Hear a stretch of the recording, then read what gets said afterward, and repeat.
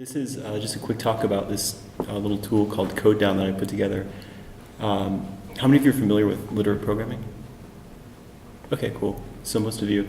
The basic idea is, it came from Donald Knuth. I guess he wrote a book about it, but I haven't read the book.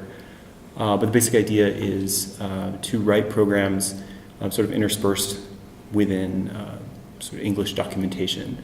And the way I interpret that is a markdown file with code blocks that we can actually execute directly out of the markdown file. So Haskell has built-in support for this a little bit. It's not really markdown. What you do is you write a file called with a .lhs extension, and then you put code blocks with these little greater than line leaders. And if you run GHC or run GHC or a few other tools on a file that's formatted like that, it will extract those code blocks and run them just as though they were regular source code. And so here's an example of what that would look like. So if I write a file called fact.lhs, and it's got some English as well as some Haskell code, and then if I then run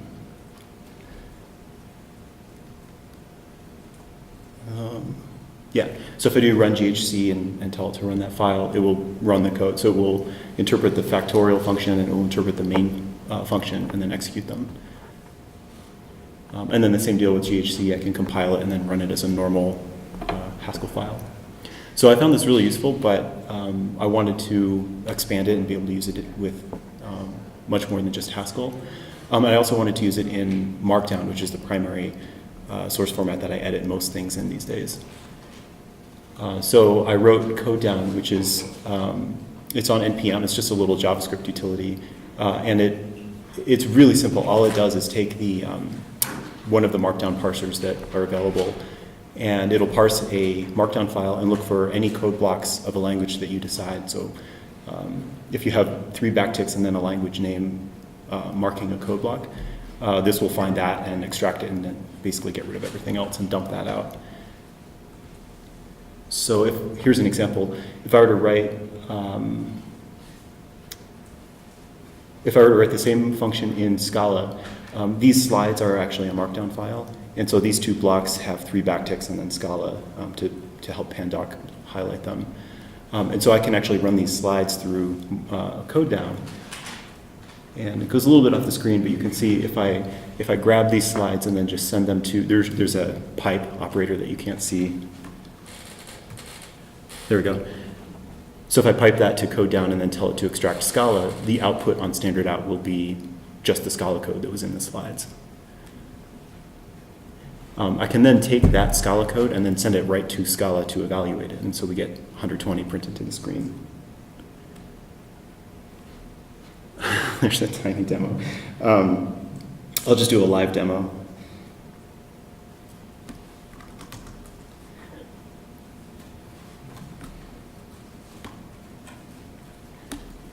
Is that somewhat visible?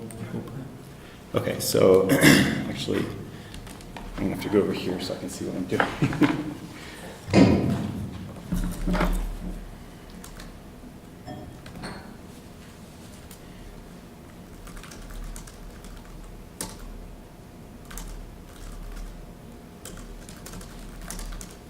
Okay. So let's edit a Scala file. And in the other terminal, I'll go into that directory, and I'll watch that file for changes, and every time it changes, I will run it through Codedown and then pipe the output to Scala. So to do that, I'll do a quick little bash script. Oh man, I can't see what I'm doing.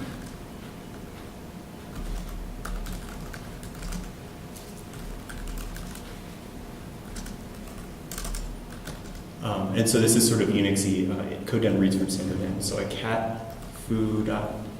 Oh, you know what? This should be a Markdown file, not a Scala file, right? So every time that file changes, I want to cat it to Codedown, and I want Codedown takes one argument, which is the language name that we're interested in. So we're interested in Scala. And then we'll take the output of that and use xargs to send it to Scala with the -e argument, which means read from standard in rather than a file. Okay, that's fine. Okay, so now we go to foo.markdown. And so I can edit this, you know,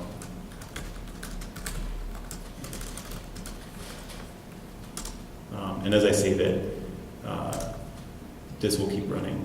Well, you know what, let me make this a little bit quieter.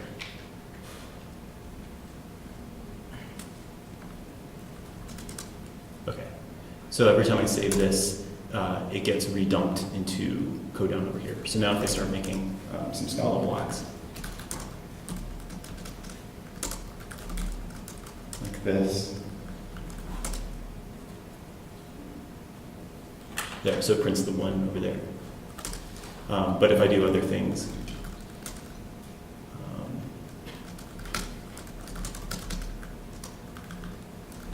that will not affect. I should have chosen a different number. So we just keep getting 1 over here because that's the only Scala code. And we can continue this way because it all gets extracted into basically a single stream of Scala. So I could have another block here, x plus 2. Pardon me typing, this is really challenging. And so it prints a 1 and a 3. And so it's really simple, there's not actually that much to it, but using this thing has completely changed the way that I write slides or blog posts or things. Because I really like to use Markdown, but up until now, when I've done anything technical, I've kept the Markdown article and then a separate Scala project. And so I'll do my coding over here and get it to compile and then copy paste over here, and they get out of sync really, really fast. And so this is a good way to edit the code directly in the source file and then have lots of nice narrative and other explanations.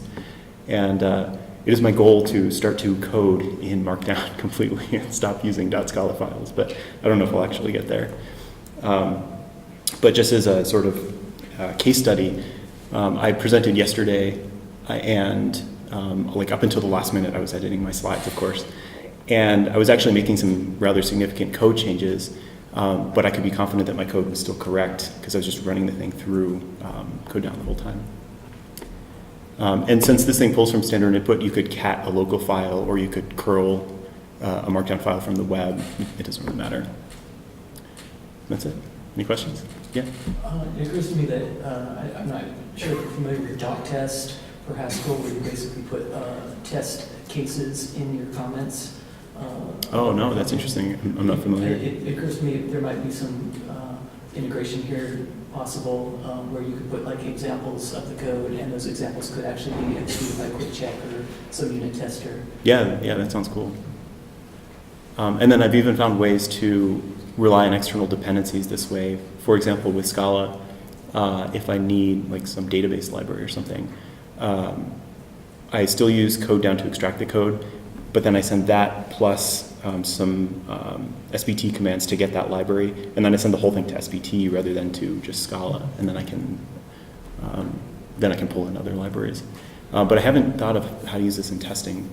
That's pretty interesting. The combination of real working code and documentation is very applicable, I think.